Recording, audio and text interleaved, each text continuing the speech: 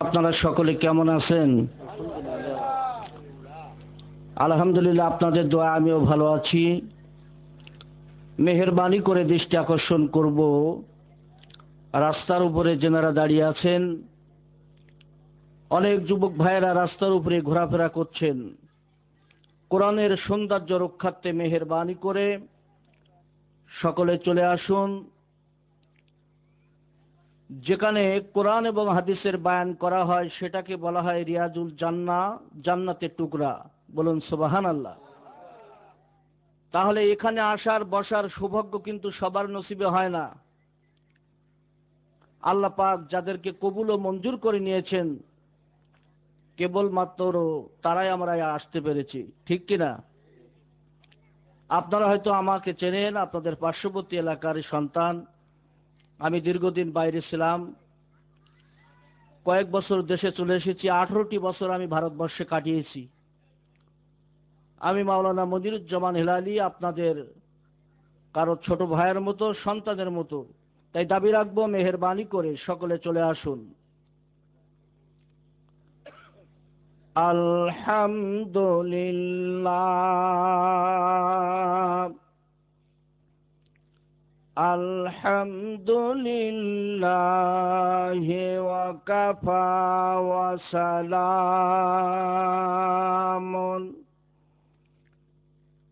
আলা ইবাদিহিল্লাযিনা ইসতাফা।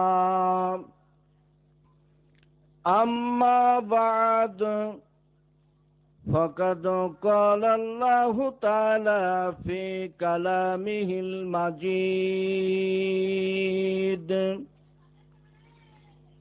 ওয়াল ফুরকানিহিল হামিদ। আউযু বিল্লাহি মিনাশ শাইতানির রাজীম। বিসমিল্লাহির রহমানির রহিম।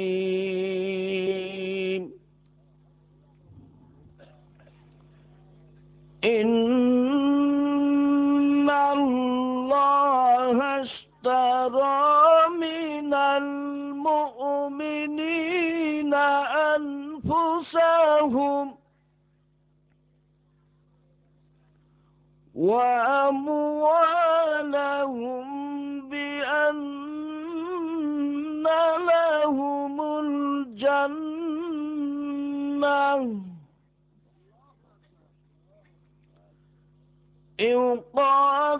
ইউকাতিলুনা ফি সাবিলিল্লাহ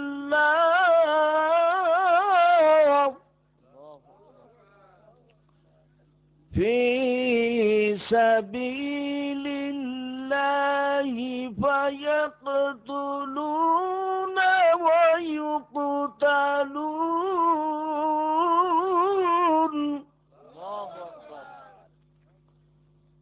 আন আবি হুরায়রাতা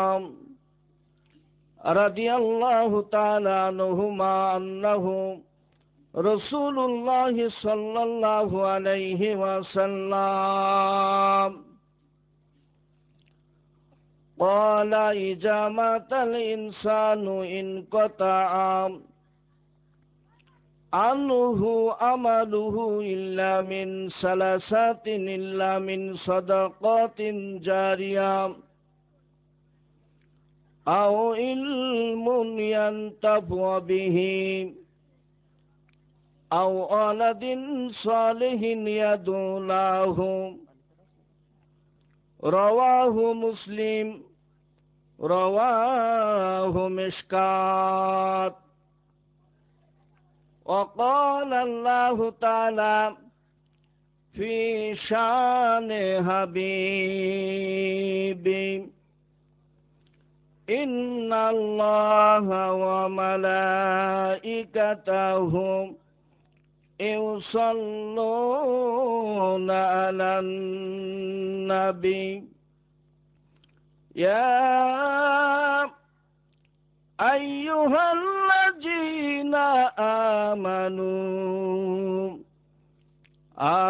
آمنوا صلوا عليه وسلموا تسليما اللهم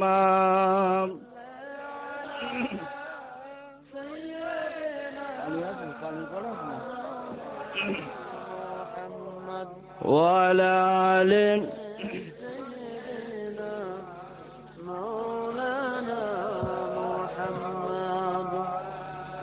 কবে জানি ডাক আসিবে, কবে জানি ডাক আসিবে, এই বাড়ি ঘর ছাড়িতে গায়ের পোশাক খুলিয়া খুলিয়া সাদা কাফন পরিতে আল্লাহুম্মা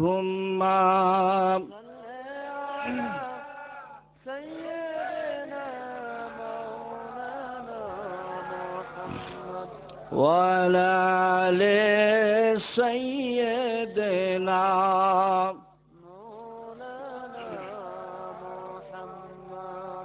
যেখানেই থাকো যেতাই থাকো নবীজির দরুদ ছাড়িও না, নবীজির দরুদ না ছাড়িলে নবীজি তোমাকে ছাড়বে না আল্লাহুম্মা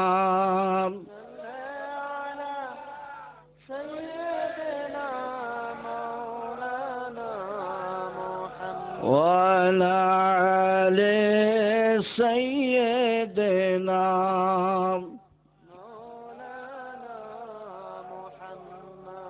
সকলে একটু কালেমার জিকির করি লা ইলাহা ইল্লাল্লাহ লা ইলাহা লা ইলাহা ইল্লাল্লাহ মুহাম্মাদুর রাসূলুল্লাহ তাওহীদ का डंका आलम में ताऊहीद का डंका आलम में बजवा दिया कमली वाले ने पी पी के पियाले कौसर के लौटेंगे मज़ाजी भर भर के इन्ना अतईना कल कौसार फरमा दिया कमली वाले ने दीन मिला ईमान मिला पढ़ने के लिए कुरान मिला ला इलाहा ला इलाहा লা ইলাহা ইল্লাল্লাহ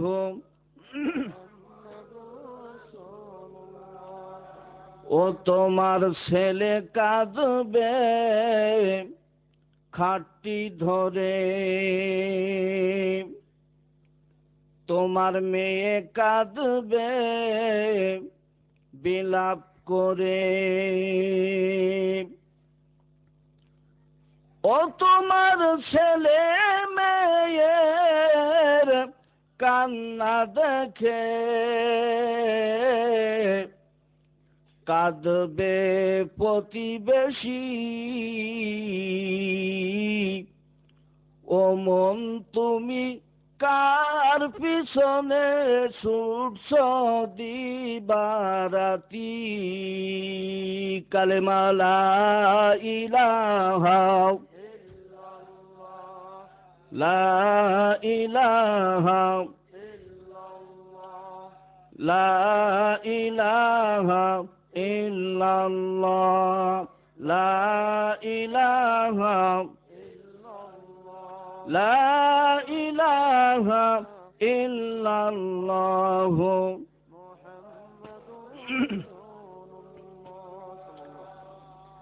তো আলহামদুলিল্লাহ, বড় খামার উমরাপাড়া মুকুল ভাইয়ের আব্বা আম্মা রুহের মাগফিরাতের উদ্দেশ্যে দোয়া মাহফিল। উক্ত দোয়া মাহফিলে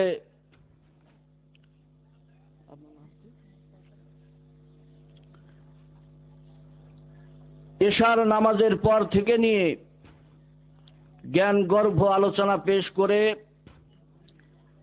আপনাদের হৃদয় ভান্ডারকে পরিপূর্ণ করে দিয়েছেন উমরাপাড়া জামে মসজিদের সম্মানিত খতিব মাওলানা কৌসার আলী সাহেব। তারপরে অল্প সময় কথা বলে আপনাদের ধন্য করেছেন আমার ছোট ভাই মোহাম্মদ রুহুল কুদ্দুস। উপস্থিত আছেন হাজিউল হারামাইন হাফেজ কোরআন, আমার সামনে উপবিষ্ট শ্রদ্ধেয় আব্বা জানেরা, সমবয়সী যুবক ভাইয়েরা, স্নেহের কচি কাচারা, পর্দার আড়ালে অবস্থানরতা আমার মায়েরা ও বোনেরা, আমি আবার একটু মোবারকবাদ জানাচ্ছি। সকলে জবান খুলে আমার সালামের উত্তর দিবেন, আসসালামু আলাইকুম ওয়া রাহমাতুল্লাহ। লাখো কোটি শুকর গুজার হচ্ছি দরবারে এলাহিতে যে মহান আল্লাহ তাআলা দুনিয়ার সমস্ত খারাপি কাজ থেকে বিরত রেখে ফারেক করে মহাগ্রন্থ আল Quran, Quran is the holy book, Quran is the guide book, Quran হচ্ছে সঠিক পথের সন্ধান। তো জবান খুলে বলা যাবে না? তা আমরা এসেছি কি শুনতে? মহাগ্রন্থ আল কোরআন। তো মহান মনিবের আলিশানের শুকর গুজার হচ্ছি যে মহান আল্লাহ তাআলা দুনিয়ার সমস্ত খারাপি কাজ থেকে বিরত রেখে ফারেক করে মহাগ্রন্থ আল কোরআন শোনার জন্য আমাদের মতো গুনাহগার বান্দাকে কবুল ও মঞ্জুর করে নিয়ে আসার এবং বসার সুযোগ দান করলেন।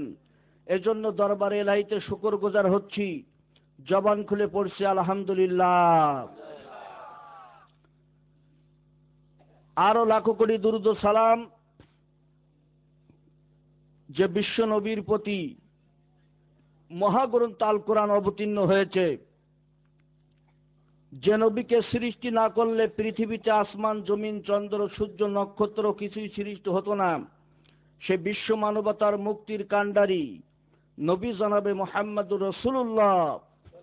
সকলে বলুন সাল্লাল্লাহু আলাইহি ওয়াসাল্লাম। তো ভাইরা, এখানে আসলে বসলে লাভ কি হবে কি একটু বলবো?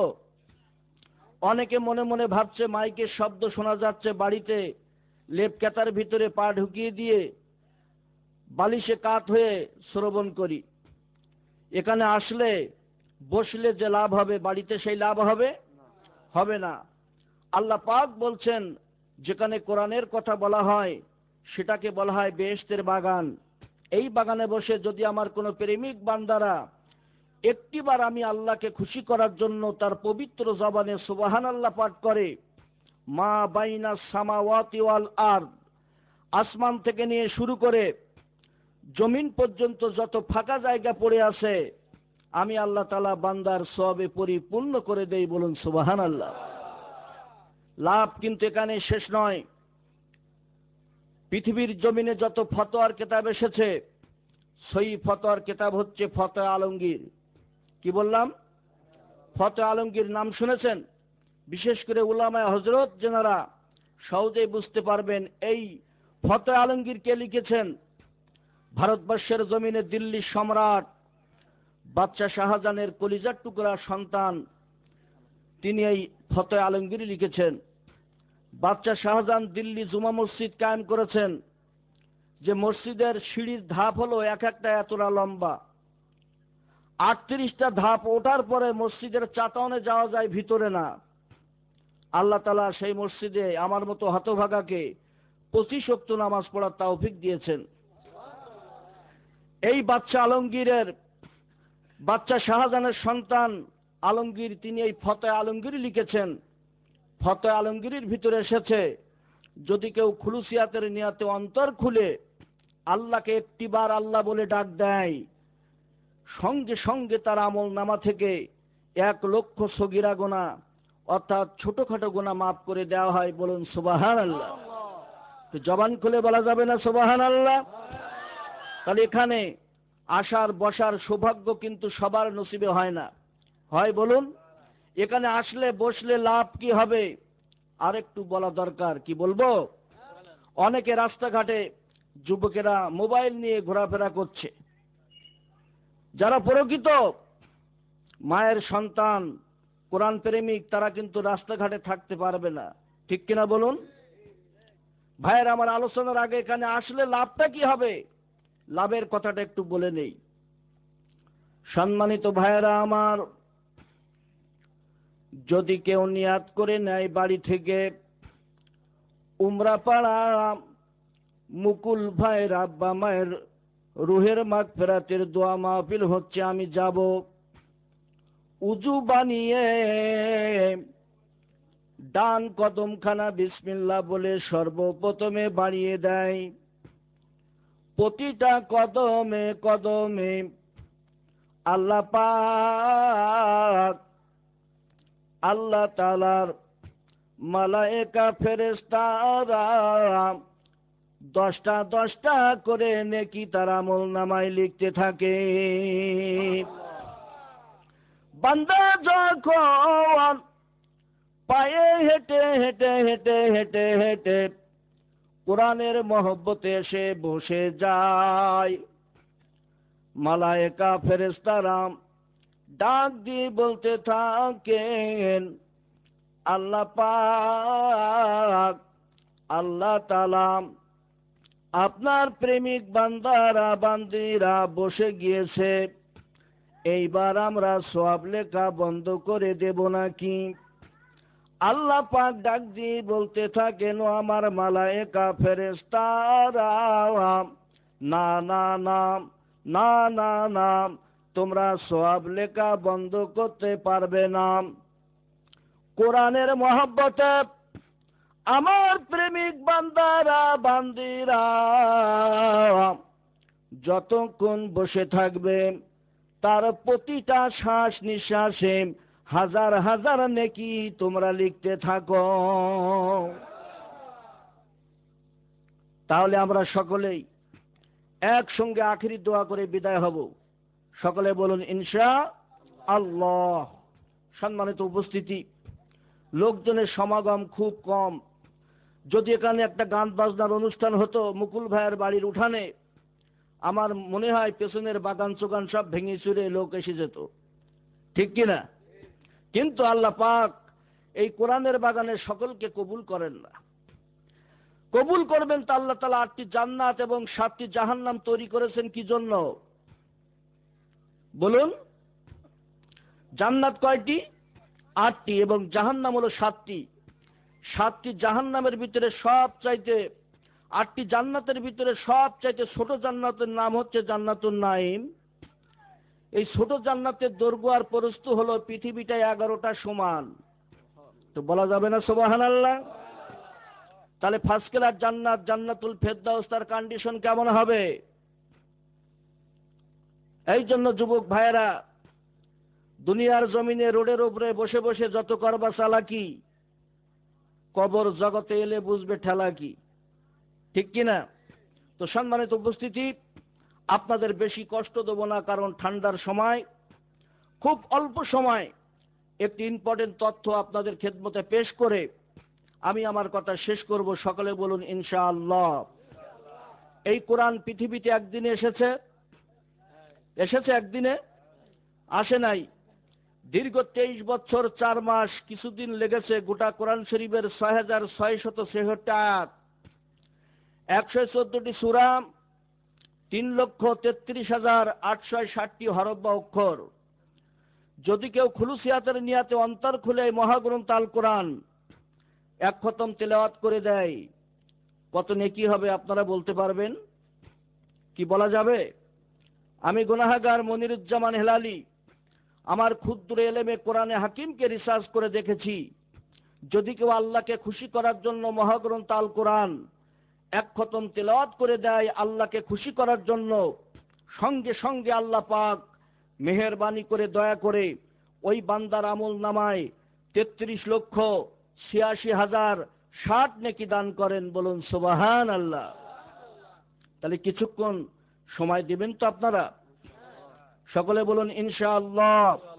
সেই মহাগ্রন্থ আল কোরআন, কোরআন হাকিম থেকে সূরা তওবার 111 নম্বর আয়াতে কারিমার অংশ বিশেষ তেলাওয়াত করেছি এবং এক টুকরা হাদিস তেলাওয়াত করেছি। পৃথিবীতে যত হাদিস গ্রন্থ এসেছে সহিহ হাদিস হচ্ছে বুখারী ও মুসলিম। আমি যে হাদিসটি তেলাওয়াত করেছি হাদিসটি মুসলিম শরীফে এসেছে, মিশকাত শরীফের ভিতরেও এসেছে। এর ভিত্তিতে মুক্তাসার আলোচনা রেখেই আমি আমার কথা শেষ করব। সকলে বলুন ইনশাআল্লাহ। ভাইরা আমার, সূরা তওবার 111 নম্বর আয়াতে কারিমার যে অংশ বিশেষ তেলাওয়াত করেছি, এখানে আল্লাহ পাক ইরশাদ করছেন, নিশ্চয় আমি আল্লাহ মুমিনের জান এবং মাল ক্রয় করে নিয়েছি জান্নাতের বিনিময়। কিসের বিনিময়? জবান খুলে বলুন কিসের বিনিময়? এখানে বান্দার সঙ্গে আর আল্লাহর সঙ্গে চুক্তি হচ্ছে, কন্ট্রাক্ট। আমরা একটা বেচা কেনা করি যখন গরু, চুক্তি হয় না? চুক্তি হয় কিনা? টাকার মাধ্যমে। যেখানে আল্লাহর সঙ্গে আর বান্দার সঙ্গে চুক্তি হচ্ছে, কন্ট্রাক্ট হচ্ছে, যে আল্লাহ বলছেন নিশ্চয়ই আমি মোমেনের জান এবং মাল কিনে নিয়েছি জান্নাতের বিনিময়। বলুন সুবহান আল্লাহ। এরপরের সেন্টেন্সটি একটু কড়া, ইউকাতিলুনা ফি সাবিলিল্লাহ। এই মাল আল্লাহ পাক কিনে নিয়েছে জান্নাতের বিনিময়। এই জান্নাতে যেতে গেলে ইউকাতিলুনা ফি সাবিলিল্লাহ, আল্লাহর রাস্তায় এই জান এবং মাল কুরবান করতে হবে, যুদ্ধ করতে হবে, নিধন হতে হবে। তাহলে আল্লাহ পাক আপনার আমার জন্য জান্নাত দান করবেন। জান্নাত তো মামুর বাড়ির পান্তা ভাত না যে যাওয়ার সাথে সাথে দিয়ে দেবে। তাহলে এই জান্নাতে যেতে গেলে আপনাকে আমাকে নামাজ পড়া লাগবে কিনা? আমার ছোট ভাই এই প্রসঙ্গে একটু টাচ দিয়েছে, সেখান থেকে আমি শুরু করে দিয়েছি। তার কারণ হলো এই নামাজ ছাড়া কিন্তু জান্নাতের ফয়সালা হবে না। আমার ছোট ভাই বলছিলেন না মোহাম্মদ রুহুল কুদ্দুস, যে যতই মাহফিল দেন, দোয়া মাহফিল করেন, যা কিছু করেন, যদি নামাজ আমরা না পড়ি এই সমস্ত করে কিন্তু কোনো কায়েম হবে না। হবে? হাসরের ময়দানে সর্বপ্রথমে যে হিসাবটি নেওয়া হবে সেটা হলো নামাজের হিসাব। কিসের হিসাব? নামাজের। আর কোনো জিনিসের হিসাব নেওয়া হবে না, সর্বপ্রথমে নেওয়া হবে নামাজের হিসাব। তাহলে সেই নামাজ আমরা জামাত সহকারে পড়তে রাজি আছি কিনা? তো আল্লাহ পাক এখানে ওয়াদা করছেন কোরআন হাকিমের ভিতরে সূরা তওবার 111 নম্বর আয়াতে কারিমা, যে নিশ্চয় আমি আল্লাহ মুমিনের জান এবং মাল কিনে নিয়েছি, বিনিময় দান করেছি জান্নাত। তাহলে সেই জান্নাতে আমরা যেতে চাই কিনা? বলুন চাই কিনা? জান্নাতে যেতে গেলে নামাজ পড়া লাগবে, আর নামাজ ছাড়া জান্নাতের ফয়সালা হবে না। আসুন একটু আগে বাড়ি। নামাজ ছাড়া জান্নাতের ফয়সালা হবে না। আরে নামাজ ছাড়া হাসরের ময়দানে আল্লাহর নবী আপনাকে আমাকে চিনতে পারবেন না। পারবেন কি? আর আল্লাহর নবী যদি চিনতে না পারেন, ওই দিন কিন্তু বিপদের সীমা থাকবে না। আসুন একটু আগে বাড়ি, হাদিস শরীফ শোনাচ্ছি। আমি আল্লাহর কোরআন সামনে নিয়ে কথা বলছি, কোনো বানানো কিচ্ছা কাহিনী বলবো না। যতক্ষণ কথা বলবো কোরআন ও হাদিস থেকে। যদি কোনো আলেম জাররা পরিমাণ কথা বানিয়ে বলে, জাররা কাহাকে বলে? একটা সরিষার দানাকে 70টি ভাগ করলে তার এক অংশকে বলা হয় জাররা। সরিষার দানা 70টি ভাগ করলে কিছু পাওয়া যাবে? যদি কোনো আলেম জাররা পরিমাণ কথা বানিয়ে বলে, আল্লাহ পাক ডাক দিয়ে বলবে হাসরের ময়দানে, বক্তারে এদিকে আয়, আজকে তোরে আগুনের কাশি দ্বারা জিভটা কেটে নেব। ওই বক্তার আগুনের কাছে দ্বারা জিভটা কেটে নেওয়া হবে, ডাক দিয়ে বলবে, বক্তার এদিকে আয়, আজকে তোরে বানাবো শিরিষ কাঠের তক্তা। কি বোঝা গেছে আমার কথা? এই জন্য যতক্ষণ কথা বলবো আমার কথাগুলো বোঝার চেষ্টা করবেন। হাদিস শরীফের ভিতরে এসেছে, আল্লাহর নবী দোজাহানের বাদশা, বাদশাদিগের বাদশা সাইদুল মুরসালিন রহমাতুল লিল আলামিনের 11 জনের স্ত্রী ছিল। কয়জনা? মতান্তরে 13 জনা। আল্লাহর নবী হঠাৎ করে একদিন মা আয়েশার ঘরে তাশরিফ এনেছেন, হুজরার ভিতরে তাশরিফ আনার সঙ্গে সঙ্গে রসুলের অর্ধাঙ্গিনী স্ত্রী ডাক দিয়ে বলছেন, ইয়া রসুল আল্লাহ, হে ইয়া হাবিব আল্লাহ, হাসরের ময়দানে কোটি কোটি জনতার সম্মুখে হুজুর আপনার এতিম উম্মতিগুলিকে কেমন করে চিনবেন? কি দামি প্রশ্ন না? দামি প্রশ্ন কিনা? দেখবেন আমরা তো দুনিয়াদার না?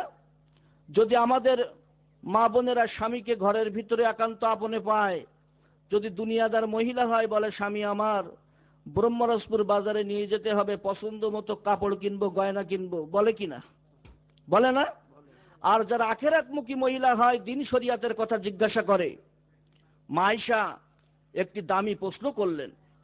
আল্লাহর নবী ডাক দিয়ে বললেন, ও আমার অর্ধাঙ্গিনী স্ত্রী বিবি আয়েশা, এ মা আয়েশা, তিনি হালকা পাতলা দোগলা মানুষ ছিলেন, ব্রেনটা ছিল তার প্রখর।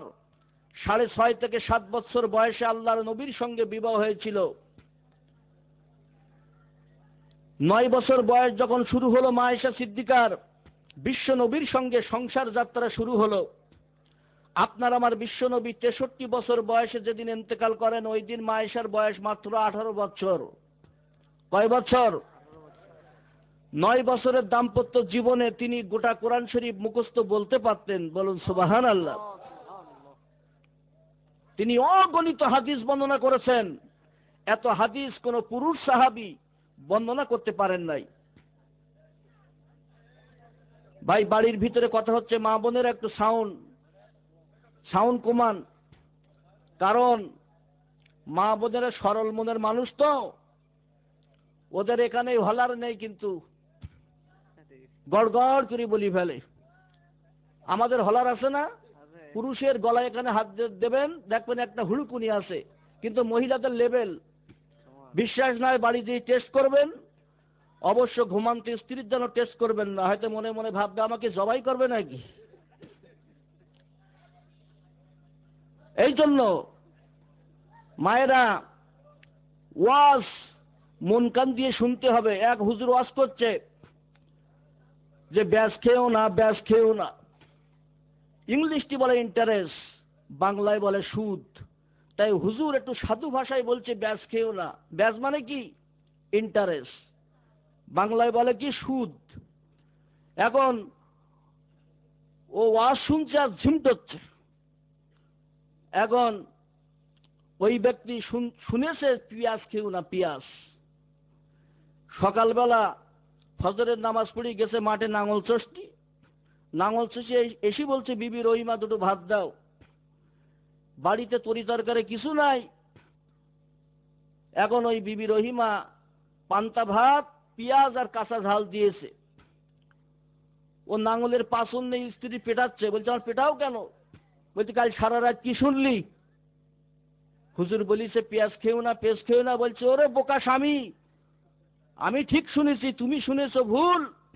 হুজুর বলেছি ব্যাস খেও না, ব্যাস খেও না। ব্যাস মানে ইন্টারেস্ট, সুদের টাকা খেও না। আর স্বামী শুনেছে পেঁয়াজ খেও না। তো যদি উল্টো পাল্টা শোনেন, অ্যাকশনের পরিবর্তে কিন্তু রিয়াকশন শুরু হয়ে যাবে। যাবে কিনা? মা আয়েশা যখন প্রশ্ন করলেন, আল্লাহর নবী ডাক দিয়ে বললেন, ও আমার প্রাণপ্রিয় বিবি আয়েশা, মনে করো কোনো ঘোড়ার চেহারা সাদা। এই সাদা ঘোড়াটি যদি হাজার হাজার লাল কালো ঘোড়ার ভিতরে হারিয়ে যায়, সে তার সাদা ঘোড়াটাকে তালাশ করে পাবে কিনা? কি পাওয়া যাবে না? মা আয়েশা বললেন, হুজুর নিঃসন্দেহ যাবে, কোনো অসুবিধা নাই। ভাইরা আমার, দোজাহানের বাদশাদিগের বাদশাহ সাইয়্যিদুল মুরসালিন রহমাতাল লিল আলামিন। ডাক দিয়ে বললেন, ও আমার প্রাণ প্রিয় বিবি আয়েশা, তবে তুমি শুনে রেখে দাও, জেনে রেখে দাও, কিয়ামতের ময়দান যেদিন শুরু হবে, কিয়ামতের ময়দান যেদিন কায়েম হবে, সূর্যটা 1 মাইল মাথার উপরে আসবে। মুনাফিক যারা হবে, মুনাফিকদের মাথার মগজগুলি টকবক টকবক করে ফুটতে থাকবে, জিভটা ঝুলে নাভিস্থল পর্যন্ত আসবে, তামার জমিন হবে। হাসরের ময়দানে আমার এতিম উম্মাত উম্মাতিরা পাগলের মতো তারা দৌড়াদৌড়ি করতে থাকবে। ওই দিন আমি বিশ্বনবী আমার এতিম উম্মাত উম্মাতি গুলিকে এমন ভাবে ছাঁটাই বাছাই করব, পৃথিবীর জমিনে আমার যে সমস্ত এতিম উম্মাত উম্মাতিরা ঠান্ডার সময় ঠান্ডা পানি দিয়া উযু বানিয়ে আল্লাহ পাক আল্লাহ তাআলার ঘরে মসজিদে নামাজ পড়তে গিয়েছিল, নামাজ পড়ার কারণে তাদের উযুর স্থানগুলি, মুখমণ্ডল, হাত পা গুলি আল্লাহ পাক আল্লাহ তাআলার নূরের তাজাল্লিতে ঠিক এমন ভাবে ঝকমক ঝকমক করতে থাকবে। তাই দেখিয়া দেখিয়া আমি বিশ্বনবী আমার এতিম উম্মাত উম্মাতি গুলিকে হাত ধরে ধরে দয়ার জান্নাতে আমি পৌঁছাই দেব। কিছু কিছু উম্মাত দেখল, হুজুর তো আমার সুপারিশ করে না, তারা ডাক দিয়ে বলবেন, ইয়া রাসূলুল্লাহ, হে ইয়া হাবিবাল্লাহ, আমিও তো আপনার উম্মাত, আপনি আমার সুপারিশ করুন। আল্লাহর নবী ওই দিন ডাক দিয়ে বলবেন, সোকান লিমান গরিমিন বাদি, সরে যাও, দূর হয়ে যাও, তুমি আমার উম্মাত নহে। যদি তুমি আমার উম্মাত হতে, তাহলে আজকের কিয়ামতের ময়দানে তোমাদের সকলের গায়ে এই নূরের চমকগুলি আমি বিশ্বনবী দেখতে পেতাম। তাহলে নামাজ পড়া লাগবে কিনা ভাই? এই নামাজ ছাড়া কিন্তু জান্নাতের ফয়সালা হবে না। নামাজ ছাড়া আল্লাহর নবী হাসরের ময়দানে আপনাকে আমাকে চিনতে পারবেন না। বেনামাজি যারা হবে তাদের নূরের তাজাল্লি জ্বলবে না কপালে। আল্লাহর নবী হাসরের ময়দানে আপনাকে আমাকে যদি চিনতে না পারে, হাসরের ময়দানে কিন্তু দুঃখের সীমা থাকবে না। থাকবে? বলুন থাকবে না? ভাইরা আমার, পৃথিবীতে 1 লাখ মতান্তরে 2,24,000 নবী এসেছে। সমস্ত নবীদের নবী আপনার আমার জগৎগুরু রাসূলুল্লাহ যে বিশ্ব নবীর প্রতি মহাগ্রন্থ আল কোরআন অবতীর্ণ হয়েছে, এই বিশ্ব নবীর প্রতি অবতীর্ণ হয়েছে মহাগ্রন্থ আল কোরআন, ঠিক কিনা? পৃথিবীতে যত ধর্মগ্রন্থ এসেছে, হিন্দু ধর্মের ভিতরে বেদ, পুরাণ, বাইবেল, গীতা, মহাভারত, যা কিছু বলেন, বেদকে 4টি ভাগে ভাগ করা হয়েছে। ঋগ্বেদ, সামবেদ, অথর্ববেদ, যজুর্বেদ। এই বেদের ভিতরেও আল্লাহ তাআলার ভূ প্রশংসা করা হয়েছে। তারা তাদের ধর্মের সাংস্কৃতিক ভাষা দিয়া তারা বুঝাইতে চায়, হুতার বৃন্দ মহাসুরিন্দ্রা অল্লং জ্যেষ্ঠং শ্রেষ্ঠং পরমং পুণ্যং। এই বেদের ভিতরে বলছে, তারা বলছে আল্লাহ বড়, আল্লাহ মহান, আল্লাহর সমকক্ষ আর কেহই নাই। বলুন সুবহানাল্লাহ। আপনি আমি কোন নবী পেয়েছি, কোন নবীর উম্মাত, এইটা প্রমাণ করাচ্ছে হাদিস শরীফ থেকে। কি শুনবেন? যে কোন নবী পেয়েছে, আমাদের নবীর পাওয়ার কত। যিনি নবীদের নবী, দেখবেন হিন্দু দাদা বাবুদের দুর্গা পূজা হয় না? হয় কিনা? কালী পূজা হয়, বিভিন্ন পূজা হয়। এই পূজার সময় বিভিন্ন মন্ত্রতন্ত্র পাঠ করা হয়, হয় না? হয়। একটি সংস্কৃতি শ্লোক পাঠ করে তারা তাদের পূজা ফাইনাল দিয়ে দেয়। এই শ্লোকের ভিতরেও তারা প্রমাণ করে বলে আল্লাহ বড়, আল্লাহ মহান, আল্লাহর সমকক্ষ কেহই নাই। আমরা যেমন কোরআনের ভাষায় বলি খতামান নবী, আপনার আমার বিশ্বনবী শেষ পয়গম্বর, তারপরে আর কোনো নবী হবে না। ঠিক কিনা বলি না? আর ওরাও কিন্তু এই শ্লোকের ভিতরে প্রমাণ করছে মুহাম্মদ ইতি খ্যাত শীর্ষ শাখা খ্যাত সামান্বিত, যে মুহাম্মদ সাল্লাল্লাহু আলাইহি সাল্লাম হচ্ছে শেষ নবী, শেষ পয়গম্বর, তারপরে আর কোনো নবী হবে না। যে সেই শ্লোকটি বলবো, তারা আল্লাহ এবং বিশ্ব নবীর প্রশংসা করেছে। দেখবেন ওই ব্রাহ্মণ বাবাজি পিতলের ঘন্টি নিয়ে নাড়া দেয় আর এই শ্লোকটি পড়তে থাকে, যা দেবী সর্বভূতে শান্তি রূপে ওং নমস্তু সাই নমো নম অল্লং জ্যেষ্ঠং শ্রেষ্ঠং পরমং পূর্ণং ব্রাহ্মণ অল্লং আল্লাহ রসুল মুহাম্মদ কারং পরশাদাল্লাহ বুকানিকাতং আল্লাহ বুকানিকাতং এত স্মেন্নিন তরে বেদ সামান্বিত মুহাম্মদ ইতি খ্যাত শীর্ষ শাখা খ্যাত সামান্বিত আসুর সংহারিণী হরং অল্লং ইল্লাল্লাহ ইল্লাল্লাহ ইল্লাল্লাহ। এই শ্লোকের ভিতরে তারা প্রমাণ করছে মুহাম্মদ ইতি খ্যাত শীর্ষ শাখা খ্যাত সামান্বিত। মুহাম্মদ সাল্লাল্লাহু আলাইহি ওয়াসাল্লাম হচ্ছে শেষ পয়গম্বর, তারপরে কোনো নবী হবে না। তিনি মদিনার রওজায় শায়িত, বলুন সুবহানাল্লাহ। তো সম্মানিত উপস্থিতি, আপনার আমার বিশ্ব নবী কেমন নবী, এইটা হাদিস শরীফ থেকে প্রমাণ করাচ্ছি। একটি হৃদয় বিদারক চিত্র হাদিস শরীফ থেকে শোনাচ্ছি। দেখুন চোখের গোটায় 2 ফোঁটা পানি আনতে পারেন কিনা। এই হৃদয় বিদারক চিত্র শুনে যদি চোখের গোটায় 2 ফোঁটা পানি আনতে পারেন, আপনার আমার জন্য জাহান্নামের আগুন হারাম। ভাইয়েরা, অনেকের কাছে কোরআনের মাহফিল ভালো লাগে না, লাগে না। অনেকের কাছে গান বাজনা ভালো লাগে। অনেকে মনে মনে ভাবছে বাড়িতে তো শোনা যাচ্ছে, ওখানে যেয়ে কি করব। ভাইয়েরা, দুনিয়ায় স্বার্থের পেছনে আমরা ছুটছি লোভ লালসায়, ঠিক না?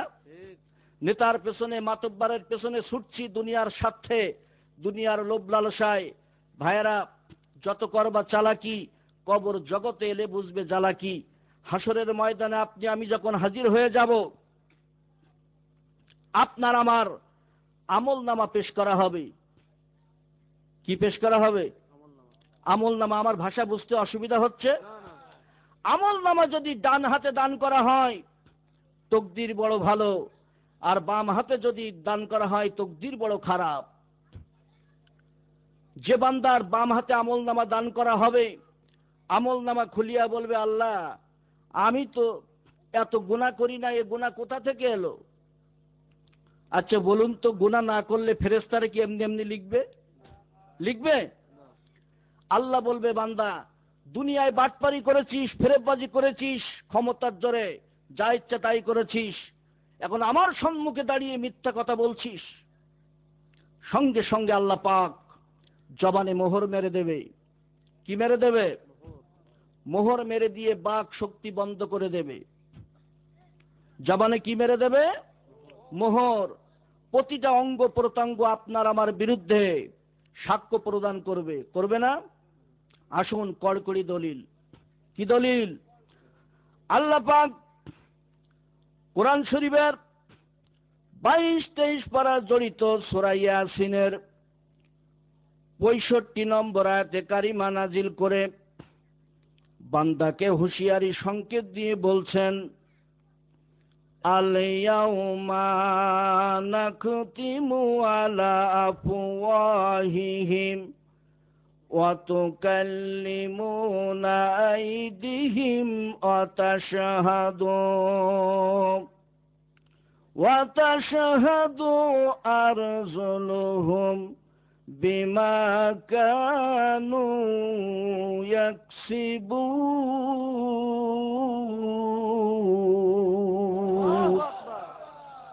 আল-ইয়াউমা নাখতিমু আলা আফওয়াহিহিম ওয়া তুকাল্লিমুনা আইদিহিম। আইদিহিম মানে তার হাত, সাক্ষ্য প্রদান করবে। এই হাত দিয়ে অন্যায়ভাবে একজনকে থাপ্পড় মেরেছিলে, এই হাত দিয়ে সুদের টাকা ঘুষের টাকাগুলো গ্রহণ করেছিলে। আমরা ভালো কাজ করি আর মন্দ কাজ করি, পা এবং হাত আগে ব্যবহার করা হয়, ঠিক না বেঠিক? মসজিদে গেলে পা আগে ব্যবহার করা হয়, সিনেমা হলে গেলেও পা কিন্তু আগে ব্যবহার করা হয়, হেঁটে হেঁটে যেতে হয়, ঠিক কিনা?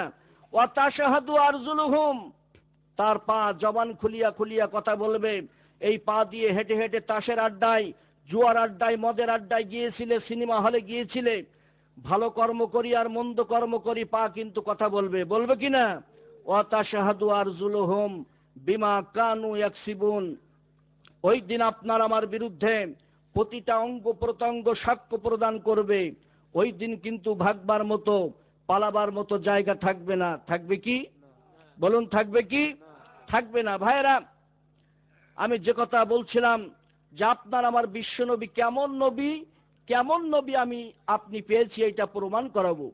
ভাইরা আমার, আপনার আমার বিশ্বনবীর ইন্তেকালের আগে জ্বর হয়েছিল। কি হয়েছিল? জ্বর। কিছুদিনের জন্য আল্লাহ নবী একটু সুস্থ হলেন, পুনরায় আবার অসুস্থ হলেন। হাদিস শরীফ শোনাচ্ছি। আল্লাহর নবীর বিয়োগ ব্যথাতে সাহাবা আজমাইন কাঁদতেছেন, বাড়ির সকলেই কাঁদতেছেন, কিন্তু আল্লাহর নবীর বিয়োগ ব্যথাতে দুইজন মানুষ সবচেয়ে বেশি কেঁদেছিলেন। কয়জনা? আমার দিকে কান লাগান, বাড়ির ভিতরে কথা হচ্ছে। সাহাবা আজমাইন নিজের কলিজার চাইতে বিশ্ব নবীকে ভালোবাসতো, ঠিক কিনা? কিন্তু দুইজন মানুষ সবচেয়ে বেশি কেঁদেছিলেন, পুরুষের ভিতরে একজনা আর মহিলাদের ভিতরে একজনা। পুরুষের ভিতরে সবচেয়ে বেশি কেঁদেছিলেন ইসলামের প্রথম মুয়াজ্জিন হযরতে বেলাল, আর মহিলাদের ভিতরে সবচেয়ে বেশি কেঁদেছিলেন রসুলের কলিজার টুকরা মা ফাতেমা। ভাইরা আমার, মা ফাতেমা কাঁদতেছেন, বিশ্ব নবীর কলিজার ভিতরে আগুন লেগে গেল। নবীজি সহ্য করতে পারলেন না, ইশারা করে ফাতেমাকে নিকটে ডাকলেন, ডেকে কানে কানে কি যেন বলে দিলেন। ফাতেমার কান্না বন্ধ হয়ে গেল। বিশ্ব নবীর অর্ধাঙ্গিনী স্ত্রী মা আয়েশা সিদ্দিকা ফাতেমাকে নিকটে ডাকলেন, ডেকে বললেন, ও মা ফাতেমা, ও মা ফাতেমা, তোমার আব্বা তোমার কানে কানে কি যেন বলল, আর তোমার কান্না বন্ধ হয়ে গেল। আমি তোমার জনম দুঃখিনী মা, আমার একটু জানতে ইচ্ছে হয়। ইচ্ছে হয় স্বাভাবিক কিনা? আমার এই কৌসার ভাইয়ের আমি যদি গোপনে কিছু বলা বলি করি, আপনাদের শুনতে ইচ্ছে হবে না? হবে কিনা? ফাতেমা ডাক দিয়ে বললেন, ও আমার আম্মা জান, আব্বা আমার কানে কানে বলল, ও মা ফাতেমা, ও মা ফাতেমা, তুই আর কাঁদিস না গো মা, আমি মদিনার মাটিতে ঘুমাইতে যাই। আমার ইন্তেকালের পরে 6 মাস পরে তোর সাথে কবরে আমার দেখা হবে। কয় মাস? কেমন নবী এইটা প্রমাণ করাচ্ছে। আপনার আমার বিশ্ব নবী কেমন নবী এইটা প্রমাণ করাচ্ছি, যে বিশ্ব নবী পৃথিবীর জমিন থেকে সার্টিফিকেট দিলেন, মা আমার ইন্তেকালের 6 মাস পরে তোর সাথে কবরে সর্বপ্রথমে আমার দেখা হবে। ভাইরা আমার, দেখুন চোখের গোটায় এক ফোঁটা পানি আসে কিনা। আপনার আমার বিশ্ব নবী 63 বছর বয়সে যেদিন ইন্তেকাল করেন, পবিত্র সোমবারের দিন দ্বীপ্রহরের সময় ইন্তেকাল করেন। পবিত্র সোমবার গেল, মঙ্গলবার গেল, বুধবারের দিন আল্লাহর নবীকে কবরস্থ করা হয়। বিশ্ব নবীকে কবরস্থ করা হলো। মদিনায় শোকের ছায়া নেমে এসেছে। বিশ্ব নবীকে আল্লাহর নবীর সাহাবা আজমাইন কত ভালোবাসতেন।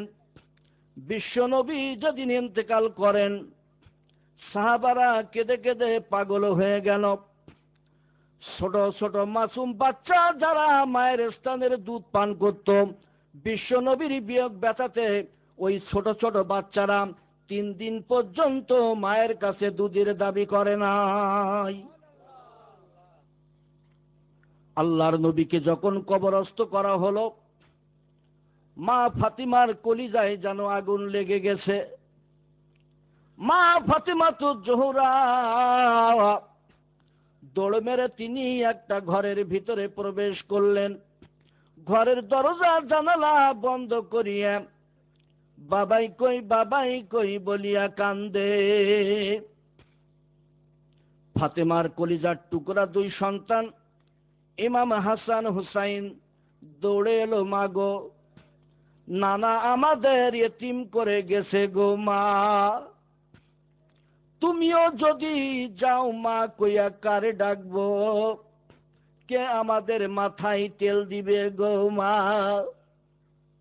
ফাতেমা বলেন, ও আমার বাবারা, তোরা ডিস্টার্ব করিস না, তামাম পৃথিবীর চেয়ে অনেক বেশি ভালোবাসি আমি আমার আব্বাকে। এইভাবে কাঁদতে কাঁদতে মা ফাতেমার 6 মাস খতম হয়ে গেল। এই 6 মাসের ভিতরে মা ফাতেমার চোখে ঘুম নাই। হঠাৎ করে 6 মাস শেষ হয়ে গেল। মা ফাতিমা উজু বানিয়ে তিনি একটা মুসাল্লা বিছায়া এশার নামাজ তিনি আদায় করে নিলেন। নামাজ শেষ হয়ে গেল। মোনাজাতের ভিতরে হাত তুলে মা ফাতিমা কাঁদতেছেন আর বলতেছেন, দীর্ঘ 6 মাস খতম হয়ে গেল রে বাবা,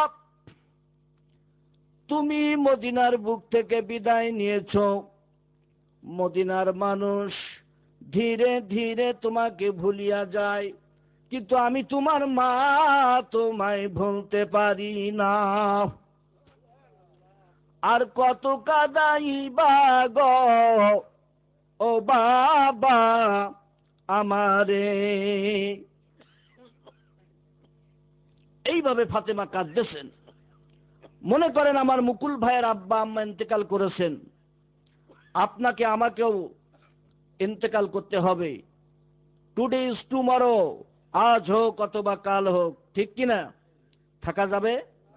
এই পৃথিবীতে থাকা যাবে? কেউ আগে যাবে, কেউ পরে যাবে, যাওয়াই তো লাগবে। ফাতেমা কাঁদতেছেন। মনে করেন আমার মুকুল ভাইয়ের আব্বা মারা গিয়েছে, ইব্রাহিম মোড়ল। এই গ্রামবাসীকে ইনভাইট করা হলো, দাওয়াত করা হলো। গ্রামবাসী এসে, ভাই বাড়ির দিকে খুব কথা হচ্ছে, যদি বাড়ির দিকে গল্প করেন তাহলে আমরা বন্ধ করি বসে থাকি। মুকুল ভাইয়ের আব্বা ইন্তেকাল করেছে, গ্রামবাসীকে দাওয়াত করা হলো। গ্রামবাসী এসে দাফন কাফন করে চলে যাবে। 2 বছর 5 বছর গ্রামবাসীর মনে থাকবে, ঠিক কিনা? আস্তে আস্তে কিন্তু গ্রামবাসী ভুলে যাবে, যাবে না?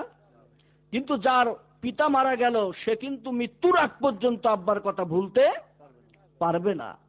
তাই ফাতেমা মোনাজাতের ভিতরে কাঁদতেছে, দীর্ঘ 6 মাস খতম হয়ে গেল রে বাবা, তুমি মদিনার বুক থেকে বিদায় নিয়েছো।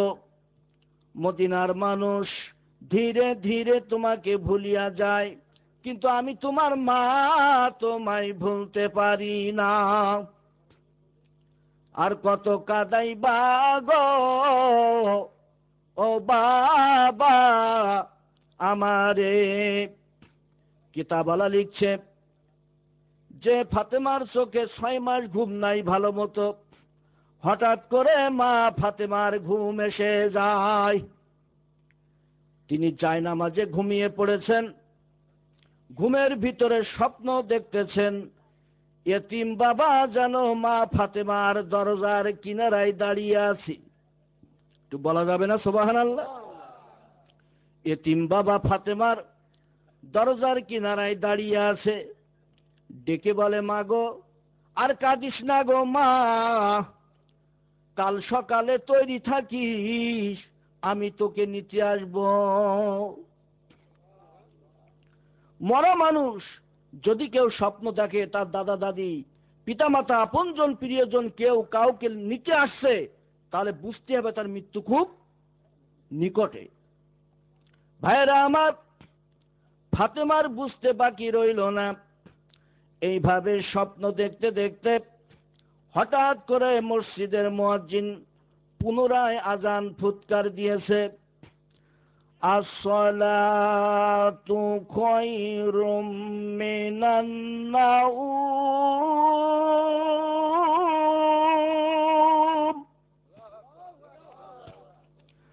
আসসালাতু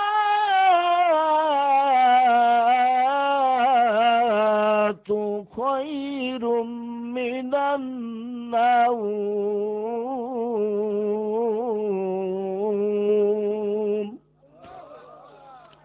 হঠাৎ করিয়া মা ফাতেমার ঘুম ভাঙ্গিয়া যায়।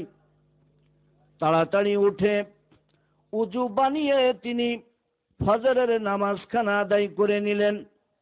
ফজরের নামাজ শেষ হয়ে গেল।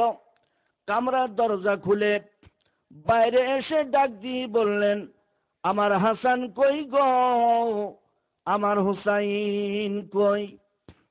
হাসান হুসাইন দৌড়ে এলো। কি গো মা? মা ফাতেমা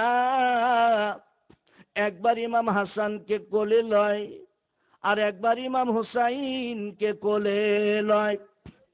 হাসান হুসাইন ডেকে বলে, মা গো, 6 মাসের মধ্যে কোনোদিন কোলে লও নাই, আদর করো নাই, চুমা দাও নাই, আর আজকের এত আদর কেনে করো গো মা? ফাতেমা ডাক দিলেন, আসমা গো, জলদি করে 2 মশক পানি এনে দাও। আসমা 2 মশক পানি এনে দিলেন। 1 মশক পানি দিয়ে ইমাম হাসানকে গোসল দেয়, আর 1 মশক পানি দিয়ে ইমাম হুসাইনকে গোসল দেয়। হাসান হুসাইন ডেকে বলে, মা গো, এত সকালে কোন গোসল করাও? কোন গোসল দাও মা? মা ফাতেমা আর চোখের মাঝে তিনি পানি রাখতে পারলেন না। এতিমের মতো ধা ধা করে চোখের পানিগুলো ছেড়ে দিয়ে কাঁদে আর বলে, বাবাজি, আমি তোমার মা লাগি জীবনে নিজের হাতে কত গোসল দিয়েছি গো বাবা। ও আমার সন্তান হাসান হুসাইন, তোমার মায়ের হাতের জিন্দিগির শেষ গোসল তোমার মাকে মদিনায় আর কোনোদিন পাইবে না। এই তো শুরু হয়ে গেল ইমাম হাসান হুসাইনের কান্না। হাসান হুসাইন কাঁদতেছে। হঠাৎ করে দেখা যায় হযরতে আলী সামনের দিকে তিনি আগাচ্ছেন। হাসান হুসাইন ডেকে বলে, বাবাজি, মা দুঃখিনী আমাদের বিদায় করিয়া যায়। হযরতে আলী সামনের দিকে তিনি আগাচ্ছেন। মা ফাতেমা আর 1 মশক পানি লইয়া স্বামী আলীর কিনারায় হাজির হয়ে যায়। ডেকে বলে, স্বামী আমার, হাত দুটো বের করে দেন, আমি আপনাকে একটু উজু বানিয়ে দেই। আলী বলে, ফাতেমা, এত সকালে কোন উজু করা? ফাতেমা ডাক দিয়ে বলেন, ও স্বামী আমার, আমি হইলাম আপনার অর্ধাঙ্গিনী স্ত্রী। প্রায় টাইমে ফজরের সময়ে আপনাকে নিজের হাতে উজু বানিয়ে দিতাম। ও স্বামী আমার, আমার মন বলতেছে এক্ষুনি আমার মৃত্যু হবে। আমার মৃত্যু হলে পরে আমাকে যেন দিনের বেলায় জানাজা করবেন না, গভীর রজনীতে কয়েকজন লোক ডেকে আমার জানাজা করে কবরস্থ করবেন। বিশ্ব নবীর কন্যা ফাতেমার জানাজায় যে কয়জন লোক শরীক থাকবে কেবলমাত্র তারাই সাক্ষী থাকবে। নবীর বেটি ফাতেমা এতটা লম্বা চওড়া ছিল। ফাতেমা ডাক দিলেন, ও স্বামী আমার, 2 সন্তানকে লইয়া বাবার রওজার কিনারে একটু যান। আলী বলেন, আমার 2 সন্তান ইমাম হাসান হুসাইনকে সঙ্গে নিয়ে বাবার রওজার কিনারায় চলে এলাম। ফাতেমা দৌড় মেরে একটা ঘরের ভিতরে প্রবেশ করলেন। আসমাকে ডাক দিয়ে বললেন, আসমা গো, জলদি করে কামরার দরজা বন্ধ করে দিন, সেখানে আমাকে একটু একা থাকতে দিন। আসমানি বর্ণনা করেন, মা ফাতেমা ঘরের ভিতরে একটা মুসাল্লা বিছায়া কাঁদতেছে। আমি কামরার দরজার শিকলটা তুলে দিলাম, দরজার গায়েতে কান লাগায়া আমি শুনতেছি ফাতেমা মোনাজাতের ভিতরে হাত তুলে কাঁদতেছেন আর বলতেছেন, আয় আমার আল্লাহ, জীবন ভোর আমি দেখছি আমার বাবা এতিম উম্মাত এবং উম্মাতির জন্য কান্দে। আয় আমার আল্লাহ,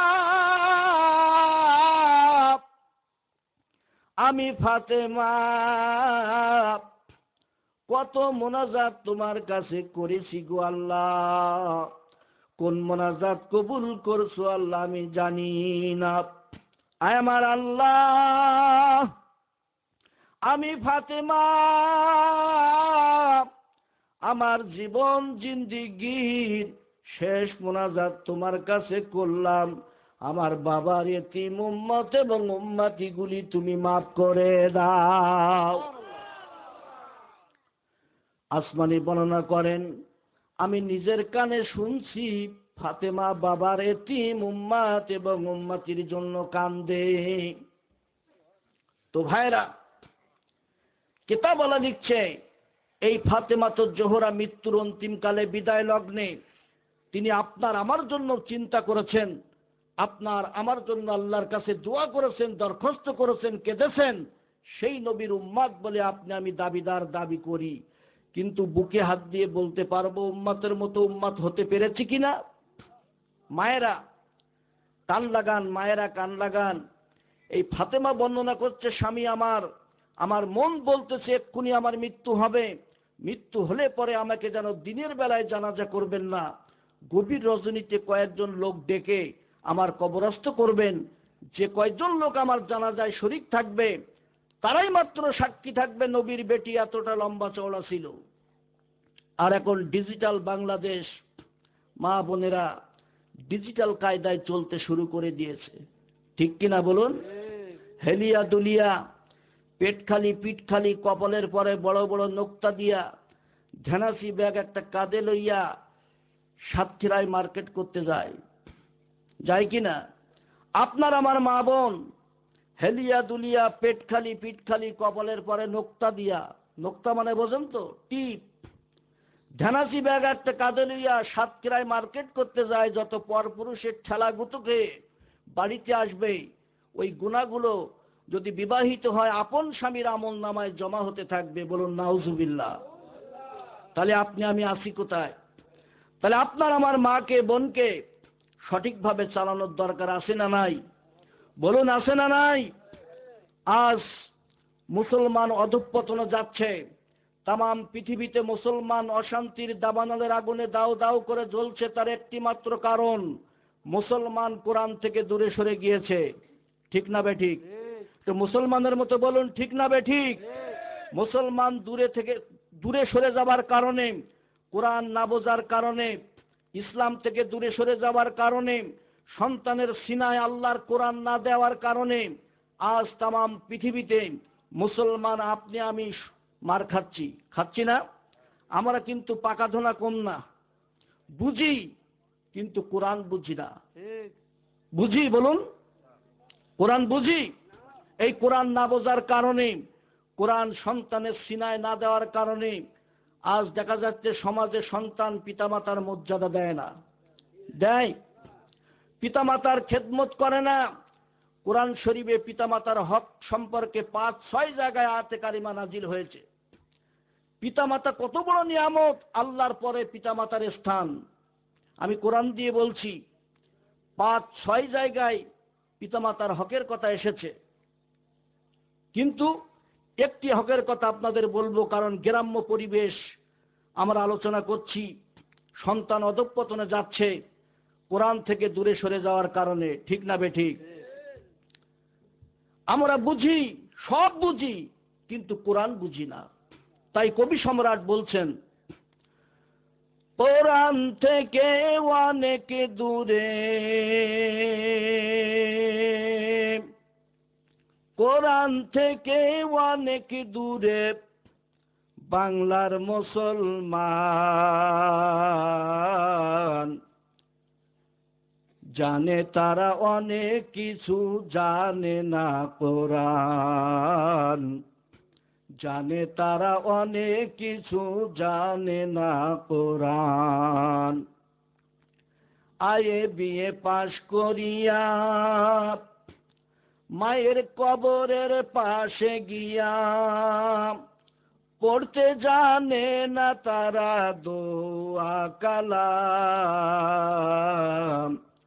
জানে তারা অনেক কিছু, জানে না কোরআন, জানে তারা অনেক কিছু, জানে না কোরআন। ঠিক কিনা বলুন? তো ভাইরা, আজ সমাজে ছেলে হোক অথবা মেয়ে হোক, এলেম শিক্ষা করা ফরজ। ঠিক না বেঠিক? রসুলের জবানি মোবারক, খয়রুকুম মান তাআল্লামাল কুরআন ওয়া আল্লামাহু। রসুল সাল্লাল্লাহু আলাইহি সাল্লাম বলছেন, তোমাদের মধ্যে ওই ব্যক্তি সর্বোত্তম যে কোরআন শেখে এবং অপরকে শিক্ষা দেয়, তার চাইতে ভালো মানুষ এই দুনিয়ার নাই। কে বলেছেন? বিশ্বনবী। তাহলে আপনার আমার ইমানি দায়িত্ব, মেয়ে হোক ছেলে হোক, প্রত্যেকের সিনায় আল্লাহর কোরআন ঢোকানো। ঠিক কিনা? এই কোরআন না ঢোকার কারণে যুব সমাজ আজ অধঃপতনে চলে যাচ্ছে। যাচ্ছে না? যাচ্ছে কিনা? তারা গান বাজনা নিয়ে ব্যস্ত, ব্যস্ত না? গত বছর ৩রা আপনার 13ই মার্চের পরে আর মাহফিল হয় নাই, করোনা ভাইরাস করে। তো আলহামদুলিল্লাহ আপনাদের নেক দোয়া বা বরকতে 13ই মার্চ আমি খুলনায় রাজবাগে মাহফিল করছিলাম, 12 তারিখে করছিলাম পাটকেল ঘাটা, 14 তারিখতে আর করতে পারি নাই। তো আমি আপনাদের গ্রামের সন্তান, দীর্ঘ 18টি বছর ভারতবর্ষে ছিলাম, 9-10 বছর ফিরে এসেছি একেবারে, এখনো যাই বিভিন্ন প্রোগ্রামে। সমগ্র উত্তর ভারতে এমন কোন নাম করা আল্লাহর অলির দরবার নাই, মাহবুব অলির দরবার আল্লাহ আমাকে জিয়ারত করার তৌফিক দিয়েছে। বলুন আলহামদুলিল্লাহ। তো ভাইরা, আমি বাগেরহাট থেকে মাহফিল করে আসছি। এখন খুলনাতে আসার পরে একটা ইজি বাইকে বসেছি। মনে করেন আমি সোনাডাঙ্গা বাস স্টেশনে যাব, বাসে উঠব। এখন ভিড়ভাট্টা হয় না, এখন ইজি বাইকে বসবো, দেখি মনে করলাম আমি হুজুর মানুষ, সামনে এসে গেল একটা চাচা, মুখে দাড়ি, আধা বয়স। তো মনে মনে ভাবলাম মুরব্বীর গাড়িতে বসি। গাড়িতে বসেছি, আরো 2-3 জন প্যাসেঞ্জার উঠলো। এখন আল্লাহর কোরআন সামনে নিয়ে বলছি, বানানো কথা বলছি না, আপনাদের হাসানোর জন্য বলছি না। ভিড়ভাট্টার ওখানে এসে উনি সুইচ টিপ দিলেন। গাড়ি সুইচ টিপলে আওয়াজ হয় কি? পিক পিক, হয় না? আর ওনার সুইচে বলে উঠলো, এক নজরে না দেখিলে বন্ধু। বলেন নাউজুবিল্লাহ। আমি চতুর্দিকে ফালুক ফুলুক করছি যে মাইক বাজে কোথায়, গান হচ্ছে। আবার ভিড়ভাট্টার ওখানে এসে অনেক ভিড়, উনি সুইচ টিপে ধরে রেখেছে, এক নজরে না দেখিলে বন্ধু দুনিয়া আদার হয়। বলেন নাউজুবিল্লাহ। এতটুকু শব্দ রিংটোন বানানো। আমি বসে বসে চিন্তা করলাম যে বন্ধুকে না দেখলে দুনিয়া আদার হয়। আর আমার আপনার বিশ্বনবী রাহাবার কামলেওয়ালা, যিনি হলেন শাফাতের কান্ডারি, তাকে দেখি না, দেখার চেষ্টাও করি না, তার জন্য দুনিয়া আদার হয় না। বন্ধুকে এক নজরে না দেখলে দুনিয়া আদার হয়। তাই যুবকেরা এই গানটা বেশি বেশি বলতো এক সময়। ঠিক কিনা? এই জন্য যুবকদের উদ্দেশ্যে আমি একটি ইসলামী সঙ্গীত তৈরি করেছি, যে দুনিয়ার সাধারণ গান না গেয়ে যুবক ভাইয়েরা এসো আমরা আল্লাহর গান গাই। কি বলবো? ও আল্লাহ,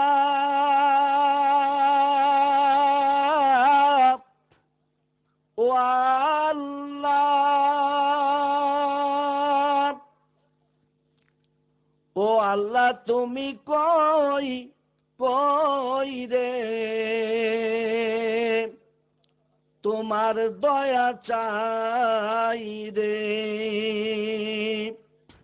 কি আল্লাহর দয়া ছাড়া বাঁচতে পারবো? ও রাসূল তুমি কই, কই রে, তুমি বিনা বাসি না রে। কি রাসূল ছাড়া বাঁচতে পারবো? এক মিনিট নাম সূর্য উঠলে দুনিয়া আধার হয়, ঠিক কিনা? এক মিনিট না বাতাস না বইলে দম যেন বন্ধ হয়। ও আল্লাহ তুমি কই, কই রে, তোমার দয়া চাই রে। ঠিক কিনা বলুন? এই দুনিয়াটা ইবাদতের কারখানা, বারে বারে ধোঁকা দেয় ইবলিস নানা, ঠিক কিনা? এই দুনিয়াটা ইবাদতের কারখানা, বারে বারে ধোঁকা দেয় ইবলিস নানা। ইবলিসেরই পথ ছাড়িয়া মুসলমান আল্লাহর পথে আয়, ইবলিসেরই পথ ছাড়িয়া কোরআনের দিকে আয়। কোরআনের পথে আসলে মুসলমান জান্নাত হবে ঠাই। ও আল্লাহ তুমি কই, কই রে, তোমার দয়া চাই রে। বলুন মারহাবা। কি খারাপ লাগলো? তো ভাইরা, এই যুবকদের উদ্দেশ্যে এই গানটি আমি উপহার দিলাম। কি খারাপ লাগলো? দুনিয়ার সাধারণ গান না গে আমরা আল্লাহর গান গেলাম। তো সম্মানিত ভাইয়েরা, আজ ইসলাম থেকে মুসলমান দূরে সরে যাওয়ার কারণে সন্তানের সিনায়, যে কথা বলেছি, মেয়ে হোক ছেলে হোক, তাদের সিনায় কোরআন না দেওয়ার কারণে আজ তামাম পৃথিবীতে আপনার আমার সংসারে অশান্তি লেগেই আছে, আছে না? স্ত্রীর সিনায় কোরআন না থাকার কারণে, স্ত্রীরা ইসলাম না বোঝার কারণে অনেক স্ত্রীরা আছে গ্রাম্য পরিবেশ, এই জন্য কথাটা বলছি, অনেক স্ত্রীরা আছে স্বামীকে দাম দিতে চায় না, ঠিক কিনা বলুন? যদি বলে এক গ্লাস পানি দাও, বলে কোনে কলসি আর গ্লাস আছে ঢেলে খাও, ঠিক কিনা? হ্যাঁ, যদি বলে এক গ্লাস পানি দাও, বলে ওখানে কলসি আর গ্লাস আছে ঢেলে নাও। এখন স্ত্রীরা স্বামীর কাছে হার মানতে চায় না, চায় কি? চায় না। তার একটি মাত্র কারণ, ইসলাম না বোঝার কারণে, স্ত্রীর ছিনায় আল্লাহর কোরআন না থাকার কারণে।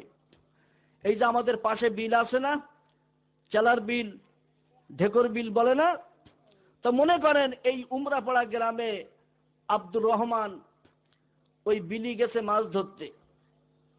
স্ত্রীরা তারাও কেমন দুনিয়াদার, তারা স্বামীর কাছে হার মানতে চায় না। আব্দুর রহমান মাছ মেরে চৈত্র মাসে রোদি আগুনে পুড়ে পুড়ে বড় বড় 3টি কই মাছ পেয়েছে। কয়টি? 3টি।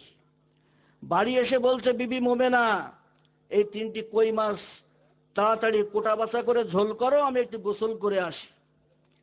স্ত্রী 3টি কই মাছ কোটা বাছা করে আপনার ঝোল করেছে, সুন্দর করে ঝোল করে 2টা প্লেটে ভাত খুলে স্ত্রীর প্লেটে নিয়েছে 2টা, আর স্বামীর প্লেটে দিয়েছে 1টা। এখন আব্দুর রহমান বাড়িতে এসে ভাত খেতে বসেছে, দেখে তার প্লেটে 1টা, তার মাথা গরম হয়ে গেছে। ডাক দিয়ে বলছে, বিবি মোমেনা, রোদি আগুনে পুড়িয়ে কষ্ট করে মাছ ধরলাম, আর আমার 1টা।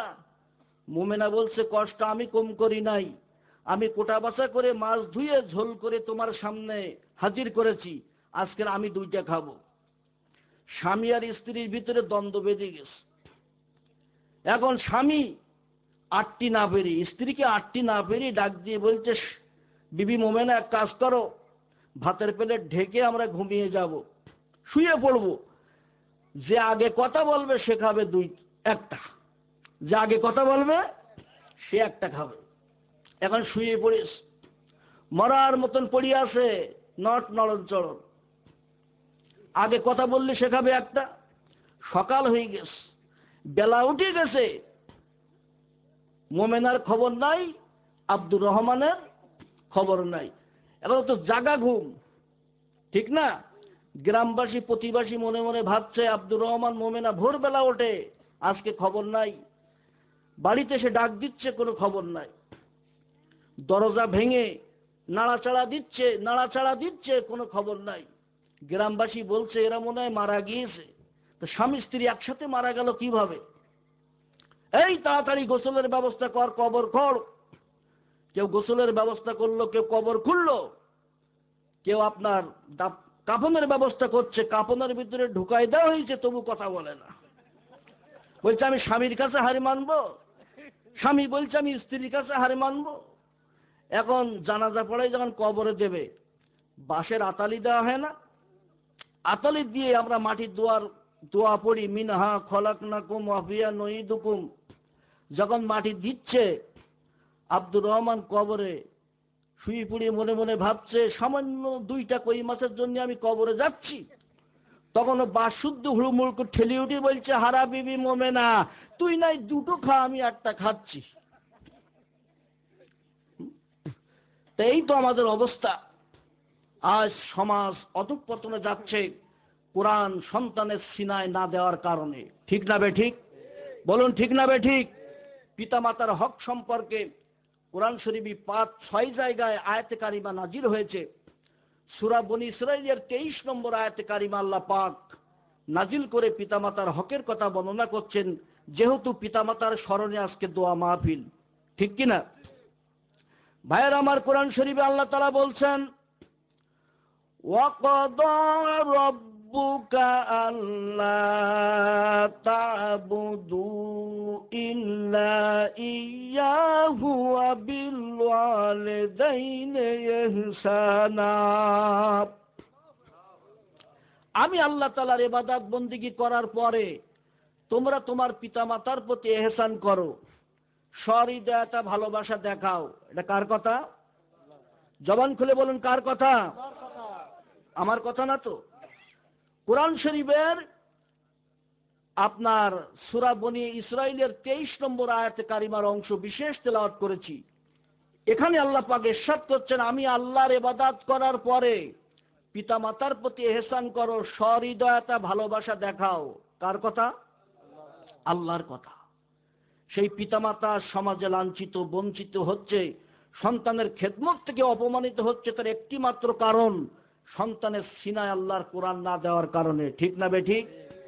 এই পিতামাতা কত বড় নিয়ামত। দাঁত থাকতে আমরা দাঁতের মর্যাদা দেই না। আসুন একটু আগে বাড়ি, হাদিস শরীফ শোনাবো একটি হাদিস। এর ফাঁকে আমরা একটু সকলেই ভক্তি ভরা আওয়াজে জবান খুলে একটু দরুদ শরীফ পড়ে নেই। আল্লাহুম্মা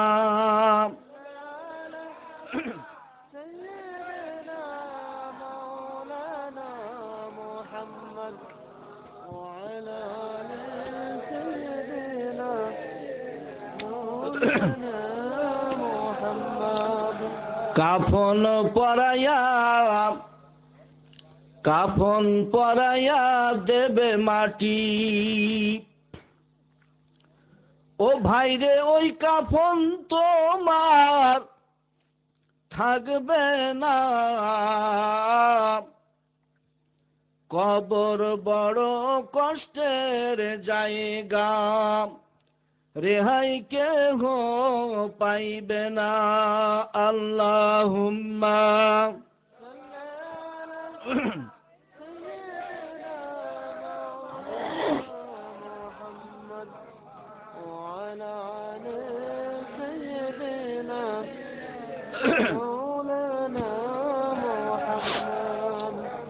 তো সম্মানিত উপস্থিতি, যে আল্লাহ তাআলার ইবাদত বন্দেগী করার পরে পিতামাতার হক সম্পর্কে বর্ণনা করা হয়েছে। পিতামাতা কত বড় নিয়ামত, এই প্রসঙ্গে আমি খুব সংক্ষিপ্ত আকারে একটি হাদিস বলবো। আল্লাহর নবী সেই সময় জীবিত আছেন। কি আছেন? জীবিত আছেন। ইয়ামিন শরীফে আল্লাহর নবীর একজন বিশিষ্ট সাহাবী, তার বাড়িতে বৃদ্ধা মা, চলাফেরার মতো ক্ষমতা নাই, তার মন কাঁদতেছে কাবা শরীফ তওয়াফ করবে, কিন্তু মাকে রেখে আসতে পারছেন না। মাকে গালে তুলে খানা খাইয়ে দিতে হয়, পেশাব পায়খানা পরিষ্কার করে দিতে হয়, গোসল করিয়ে দিতে হয়। এই মায়ের সেবায় তিনি ব্যস্ত, তার মন মানছে না আল্লাহর নবী জীবিত আছেন। তিনি একদিন কি করলেন, মায়ের পেশাব পায়খানা পরিষ্কার করে গোসল করিয়ে নতুন কাপড় পরিয়ে গালে তুলে খানা খাইয়ে একটি ঝুড়ির ভিতরে বসিয়ে কাঁধে করে ইয়ামিন থেকে পায়ে হেঁটে হেঁটে কাবা শরীফ তওয়াফ করলেন। বলুন সুবহানাল্লাহ। সাফা মারওয়া সাইল করলেন, হাজরে আসওয়াদ পাথর চুম্বন করলেন, যে পাথর চুম্বন করলে হাজিউল হারামাইন জীবনের পাপ থেকে মুক্তি পায়। এক কথায় এ টু জেড হজের কাজগুলো সমাপ্ত করে তিনি বিশ্বনবীর দরবারে এসে বলছেন, ইয়া রাসূলুল্লাহ, হে ইয়া হাবিব আল্লাহ, আমার মা বৃদ্ধা বুড়া মানুষ, চলাফেরা করতে পারে না, আমার মাকে আমি ইয়ামিন থেকে ঘাড়ে করে এনে এক কথায় হজ করিয়েছি, হুজুর আমি কি আমার মায়ের হক আদায় করতে পেরেছি? আল্লাহর নবী একটু মুচকে হাসি দিলেন, দিয়ে বললেন, না বাবা, তুমি পারোনি। কি বললেন? পারোনি। ভাইরা আমার, নবীজি বলতেছেন, ও সাহাবা, তুমি শুনে রেখে দাও, জেনে রেখে দাও, তোমার গর্ভধারিণী মা তোমাকে 10 মাস 10 দিন গর্ভে ধারণ করেছে। তোমার মাকে তুমি কত কষ্ট দিয়েছো তুমি জানো না। আল্লাহর নবী সাহাবীকে উদ্দেশ্য করে ওয়াজ করতেছেন, ও সাহাবী, তুমি শুনে রেখে দাও, জেনে রেখে দাও, একটা সন্তান মায়ের উদরে কেউ 10 মাস 10 দিন থাকে সর্বোচ্চ, কেউ 9 মাস পার হলে 10 মাস পড়লে ডেলিভারি হয়, হয় কিনা? একটা সন্তান মায়ের পেটের ভিতরে রুকু হালাতে থাকে। কি হালাতে? রুকু হালাতে থাকে। দেখবেন কোন সন্তান যখন ভূমিষ্ঠ হয় তার মাথা মোবারক পৃথিবীতে আগে আসে, আসে কিনা? আগে আসে। সন্তানের যখন ভূমিষ্ঠর সময় হয়ে যায়, 5 থেকে 6 বছর মা মেতরের কাজ করে, করে না? পেশাব পায়খানা পরিষ্কার করে দেয়। একটা সন্তান 2-2.5 বছর মায়ের স্তনের দুধ পান করে। নবীজি ওয়াজ করতেছেন, কোন সন্তান যদি অল্প দুধ পান করে, অনেক মায়েদের ঠিক মতো দুধ হয় না, এমন আছে কি নাই? যদি অল্প দুধ পান করে, 18 থেকে 22 মণ দুধ পান করে, আর যদি পরিপূর্ণ মায়ের দুধ হয়ে যায়, একটা সন্তান 2-2.5 বছরের ভিতরে 27 মণ দুধ পান করে। ও সাহাবা, তুমি শুনে রেখে দাও, জেনে রেখে দাও, তুমি যদি তোমার বুকের চামড়া খুলিয়া খুলিয়া জনম দুঃখিনী মায়ের পায়ের জুতা বানিয়ে দাও, একটা ফোঁটা দুধের ঋণ তুমি শোধ করতে পারবে না। তাহলে মা কি জিনিস? যে আল্লাহর নবী বলছেন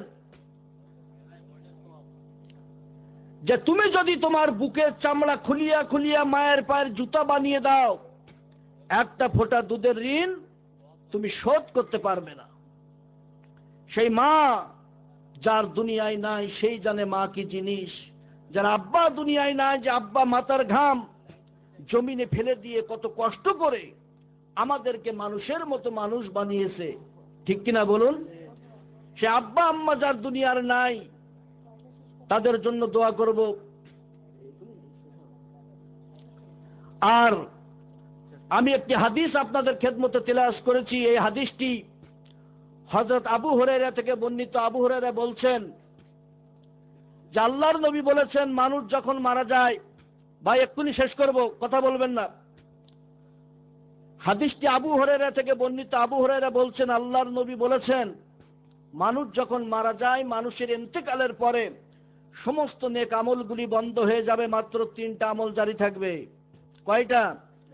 এক নম্বর আমল হলো ইল্লা মিন সালাসাতিন ইল্লা মিন সাদাকাতিন জারিয়া, যারা আল্লাহ রাস্তায় দান সদকা করবে, মসজিদ কায়েম করবে, মাদ্রাসা কায়েম করবে, এতিম মিসকিনকে সাহায্য করবে, এই ধরনের নেক কাজগুলিকে বলা হয় সাদকা জারিয়া। নবীজি বলেন সাদকা জারিয়া করে যে ব্যক্তি কবরস্থ হলো, কবরে শুয়ে শুয়ে কিয়ামত পর্যন্ত সওয়াব পাইতে থাকবে, বলুন সুবহানাল্লাহ। 2 নম্বর আমল হলো আও ইলমুন ইয়ানতাফুয়া বিহি, এমন এলেম তুমি শিক্ষা করবে যে এলেম পৃথিবীর জমিনে মানুষের উপকার হয় বা উপকারে আসে। 3 নম্বর আমল হলো আও ওয়ালাদিন সালিহিন ইয়াদুলা, নেক সন্তান, সুসন্তান, ভালো সন্তান পৃথিবীতে রেখে যার পিতামাতা কবরস্থ হলো, নবীজি বলেন এই ভালো সন্তান পৃথিবীতে রেখে যাওয়ার কারণে আল্লাহ পাক তার পিতামাতার কবরে কিয়ামত পর্যন্ত সওয়াব পৌঁছাইতে থাকবে, বলুন সুবহানাল্লাহ। তাহলে আপনি আমি বুকে হাত দিয়ে বলতে পারবো নেক সন্তান রেখে যাচ্ছি না নেক শয়তান রেখে যাচ্ছি? সন্তান যদি বেনামাজি হয়, সন্তান যদি তাশকর হয়, জুয়াখোর হয়, গাঁজাখোর হয়, তার পিতামাতার কবরে আযাব হতে থাকবে। আর নেক সন্তান সে যদি নামাজি হয়, হালাল ভাবে উপার্জন করে হালাল রুজি খায়, আব্বা আম্মার জন্য হাত তুলে দোয়া করে রব্বির হামহুমা কামা রব্বায়ানি সগীরা, সন্তানের চোখের পানি চোখ থেকে নাকের ডগায় আসার আগে আগে আল্লাহ পাক তার পিতামাতার কবরে আযাব মাফ করে দিয়ে দেয়, বলুন সুবহানাল্লাহ। তাহলে ভাইরা, খুব সংক্ষিপ্ত আকারে শোনা সহজ, আমলে পরিণত করা কঠিন, ঠিক কিনা? এই জন্য যতক্ষণ কথা বলেছি আমি মাওলানা মনিরুজ্জামান হেলালি, আপনাদের এই পাশের সন্তান, শোনার চাইতে আমি সহ আল্লাহ তাআলা সকলকে বেশি বেশি করে নেক আমল করার তৌফিক দান করেন, আমরা বলি আল্লাহুম্মা আমিন।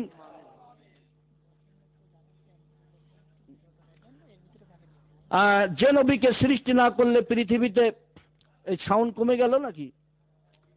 সৃষ্টি না করলে পৃথিবীতে কিছুই সৃষ্টি হতো না।